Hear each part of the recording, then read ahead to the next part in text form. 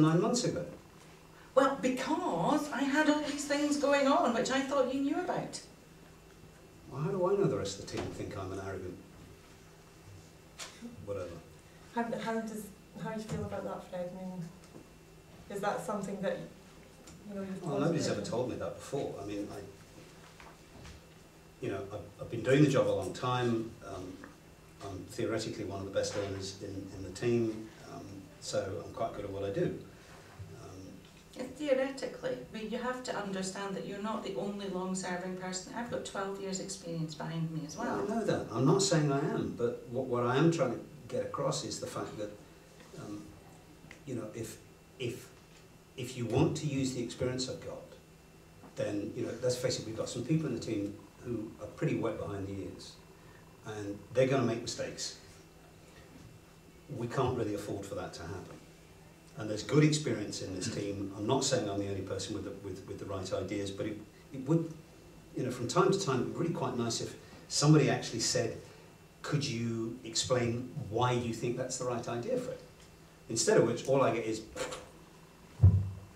that's the way it feels. Anyway, it's thank you very much, dear Fred, shut up. Well, nobody ever says that to you because nobody would ever dare say that to you. Oh, come on. I mean, even the way you did you hear the way he described it? It was so patronising. It's a team of women, they're wet behind the ears. It's why? Because they're female. No, well, they're not all female, but I mean, even, most of them are. They're wet behind the ears. Let's face it, your employers are cheapskates. They've got rid of a lot of the experience, and what they've done is bring in a lot of young kids, which is fine, but they're putting them in a situation where they're getting quite a lot of responsibility pretty damn quickly. And they're going to get sat on hard. When the bosses get their noses out of whatever it is they've got them round up at the moment, trying to sort the rest of the amalgamation out, some of those kids are going to get fired because they will make mistakes and they're not getting the kind of support they need. So did you hear that? What I'm picking up from Fred, obviously, we can really only stick to the people that are here at the mediation today. The other people in the team, they're not here to speak up for themselves, so we need to be aware of that. But what I'm hearing from you, Fred, is that you feel that you've got a lot of experience to offer, but you're not necessarily be given the chance to. I mean, are you maybe saying you would maybe like to mentor some of the newer members of the team? Is that? Yeah, I mean, but the starting point is, if I didn't have the experience, why would they keep me? They fired everybody else out of my team, bar two, and the other two decided to go. They took the money. Okay. So I don't quite understand. If I've got the experience, why isn't it being used? And if I don't have it, why do they keep me? Okay. Fiona, do you have any thoughts on that around the issue of Fred's experience and the fact that he feels it's not being used? Is this something that you recognise? Well, look, I think I've made it clear that whatever my personal feelings are, I've acknowledged the amount of experience that he has. But if he is going to use that length of experience to beat the rest of us over the head constantly and be patronising and make people feel like they can't contribute, it is of little. He's not being heard. He's not making the best use of that experience because he's, you're rolling it up and ramming it up people's noses. Makes it sound as though I'm patronising. Because you don't let anybody speak. You come up with an idea, and then the minute somebody tries to challenge it, and it's good to challenge ideas, by the way, because then they get better, you immediately start patronising them, calling them kids, saying, well, in my experience, just because somebody has less experience than you doesn't mean to say that they don't have a valid point to bring. No, that's absolutely true. But there does come a point when actually you have to make a decision and get on and do things. You can sit and debate. This is not a university, right? We don't have days and days and months to teach people how to run their own offices and their own departments and their own client bases. We've got to help them to make decisions pretty damn quick, sometimes. And you have to know your place. I'm the boss. If there's a decision to make, I will make it, not you. Okay. You can put your case forward, I will consider it, but the decision is mine at the end. My head will roll if we get it wrong. And you have to understand that. It doesn't matter whether you've got 100 years experience. Okay, just getting back, I mean, there's an acknowledgement here from both of you. Obviously, Fred, you feel you've got a lot of experience, and Fiona, you're acknowledging that yes, that is the case, that Fred has a lot of good experience. But the difficulty seems to be in how that's made use of, maybe in how you've introduced that, Fred. and maybe how it's heard by yourself, Fiona. How could you change that? Is there a way that you could work to make use of Fred's experience? What would work for both of you?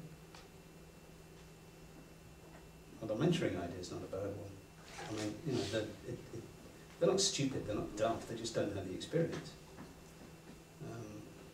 You need to have some sort of training then in how you communicate with people, because not one of those, the people in the team would want to be mentored by you the way things are at the moment.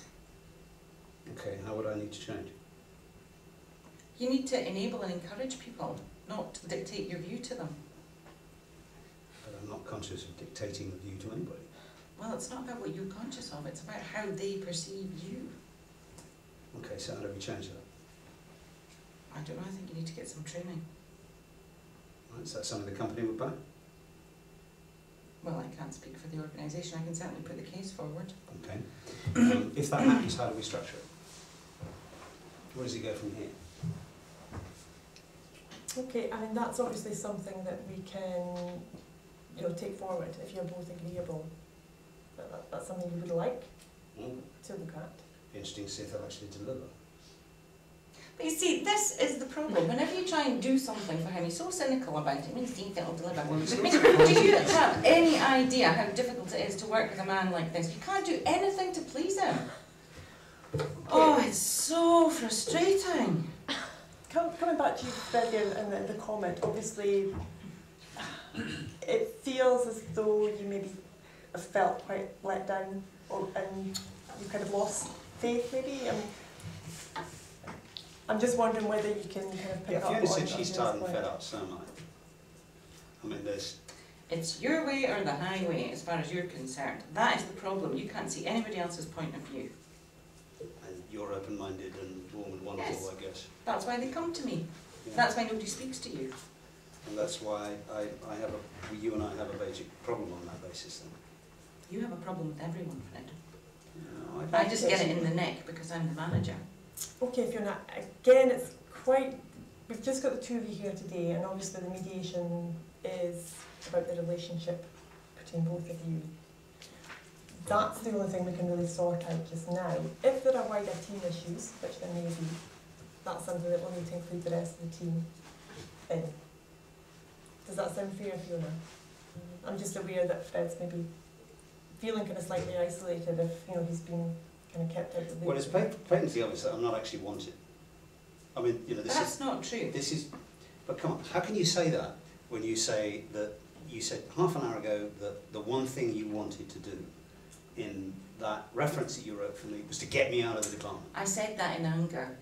I said that in anger, but what should have come out of that is that I didn't say anything bad about you in that reference.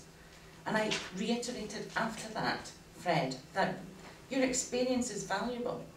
I'm not stupid, I've got a lot of experience as well, and I know that our team lacks the necessary experience.